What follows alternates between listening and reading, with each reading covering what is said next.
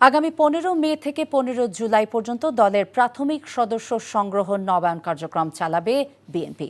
এবারে 1 কোটিরও বেশি নতুন কর্মী দলে যুক্ত করার পরিকল্পনা রয়েছে বলে জানিয়েছেন বিএনপির সিনিয়র যুগ্ম মহাসচিব রুহুল কবির রিজভী। পল্টনে বিএনপির কেন্দ্রীয় কার্যালয়ে এক সংবাদ সম্মেলনে তিনি একথা বলেন। স্বৈরাচার আমলে অনেকেই বিএনপির সদস্য হতে চেয়েও পারেনি বলে মন্তব্য করে তিনি বলেন, এখন সেই ভীতিকর পরিস্থিতি না থাকায় সদস্য সংগ্রহ কার্যক্রমে সাড়া দেবে মানুষ। তিনি আরও বলেন, সকল বিভাগীয় সাংগঠনিক সম্পাদকগণ এই কার্যক্রমে তদারকি করবেন। আর যারা আগে আওয়ামী লীগ করতেন কিন্তু দুর্নীতি অনিয়মের বিরুদ্ধে সরব ছিলেন এবং আওয়ামী লীগ থেকে অনেক আগেই সরে গেছেন, তারাও বিএনপির সদস্য হতে পারবেন বলে জানান বিএনপির সিনিয়র এই যুগ্ম মহাসচিব।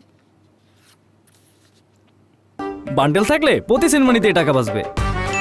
বিকাশ সেনমানি বান্ডেল কিনে জিতুন প্রতি লেনদেনে।